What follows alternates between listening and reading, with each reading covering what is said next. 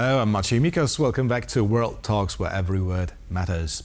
On the 5th and 6th of September, representatives of the EU and Mercosur states are meeting in Brazil to continue some 2 decades-long negotiations on free trade agreement. Now, will they be able to strike a deal this time, or will the strong opposition from European farmers stall it again? To discuss the issue, we're joined by María Alejandra Aristeguieta, former Venezuelan ambassador to the UN and expert in international relations. Good afternoon. Good afternoon. Thank you for having me here. Thank you for accepting our invitation. So, is this the end of this long deal saga? And will the two blocs sign the agreement soon? What should we expect from this upcoming round of negotiations? Well, I don't think it's the end of the saga by all means. I think trade negotiations take very, very long, especially we're talking about livelihoods of people. You just mentioned the farmers. I think there's a great resistance on the side of European farmers because we are talking about 4 big farming exporters.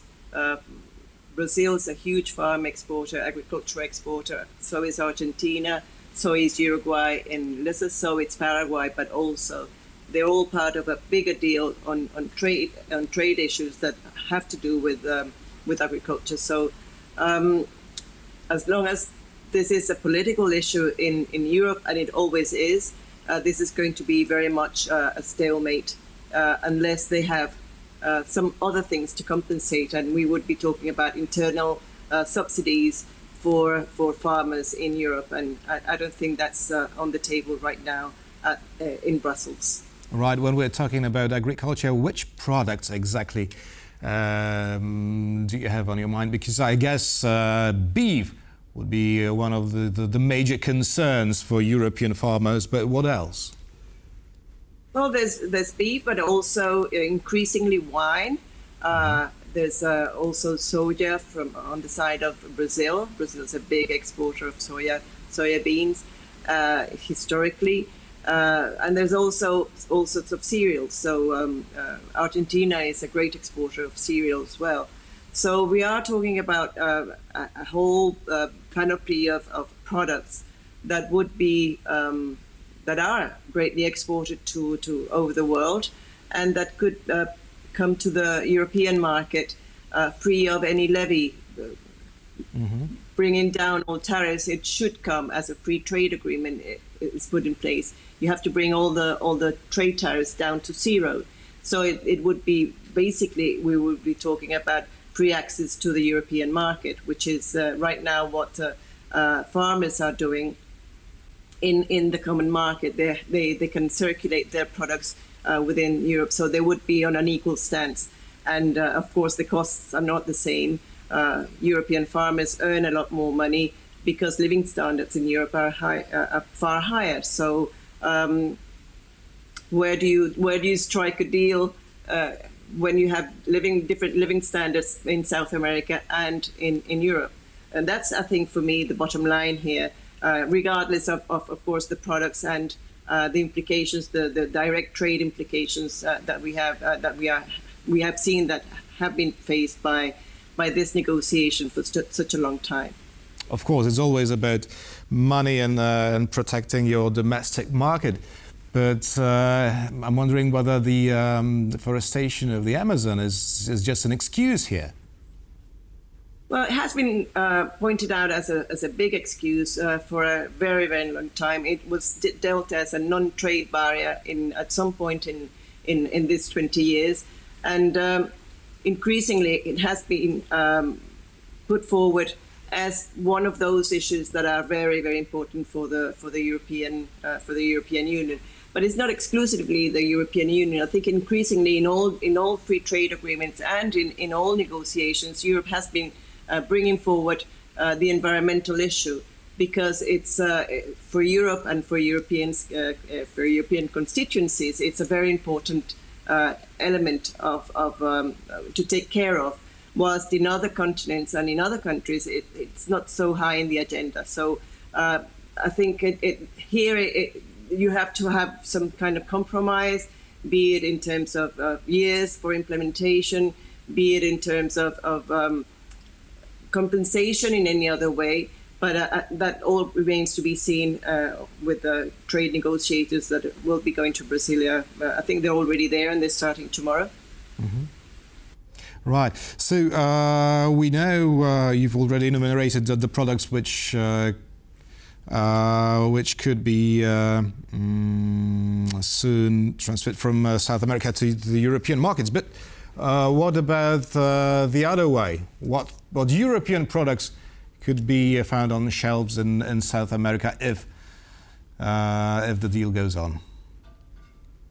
I think there are plenty of goods and services. There are plenty of services. I think we should be thinking mostly on the services side because Europe is a great exporter of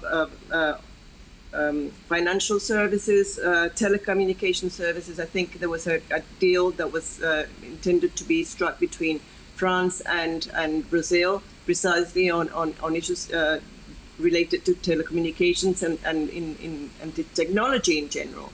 So technological ICT products are the most important, and of course pharmaceutical products are also on the top of the agenda, and very, it's European companies are major stakeholders here in that sense. Mm-hmm. Currently, the biggest trade partner of Mercosur is not Europe, it's China, and I'm wondering how is Beijing regarding the current negotiations? Well, it's hard to say. I think they have a larger agenda. It's not just about trade. It's a lot about investment also. It's the Silk Road Initiative. It's soft power and influence. They were providers of vaccines throughout Latin America. So it's a much larger agenda, and Europe would be seeking to also increase their agenda. Don't forget that before China, 20 years ago, before China was this big powerhouse, it was basically Europe, not only the major investor in Latin America, but also the major trading partner after the United States. And with the United States, there's always been some difficulties in certain areas, such as steel and oranges in the side of agricultural production. But with Europe, it was more or less complementary, except for the agricultural trade. So I think for China, this is part of competition.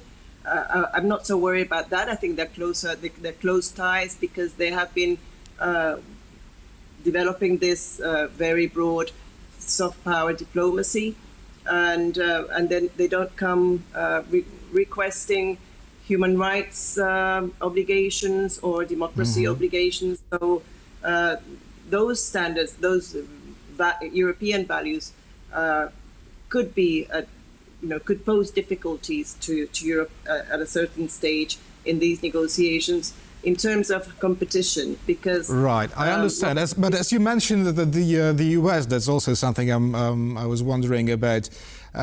Do you think that Washington is also supportive of the free trade agreement between Europe and Mercosur?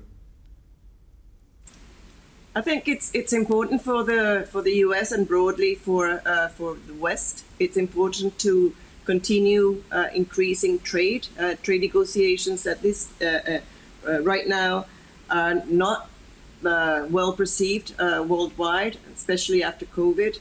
We've seen a different approach and more protectionism installing and nearshoring and fragmentation installing in it's like a new wave of deglobalization. So in general terms, and it will very much depend also on the outcome of the presidential elections in the United States, but in general terms, I think it's good that we approach trade negotiations with a new focus and think about reglobalizing. That's the term that's been used most recently.